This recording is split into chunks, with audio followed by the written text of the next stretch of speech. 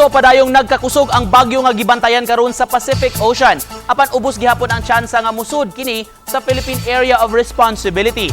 Base sa wind forecast sa Metro Weather, posibleng mo landfall ang naasoing bagyo nga dunay international name nga Typhoon Lan sa nasod sa Japan sa mga musunod nga adlaw. Nasigpatan ang maong bagyo sa distansyang 2,670 kilometers east-northeast sa extreme northern Luzon. Doon na kinigikusgon sa hangin nga moabot sa 75 kilometers per hour ug hinay ang pag-irog niini.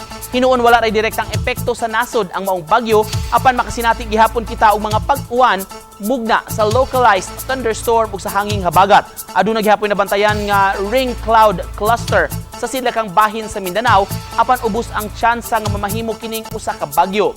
Base sa rainfall forecast sa Metro Weather, maayong panahon ra ang masinati karong buntaga sa halos tibok Central ug sa Eastern Visayas, gawas lang sa bahin sa Samar ug magpadayon kana karong hapon.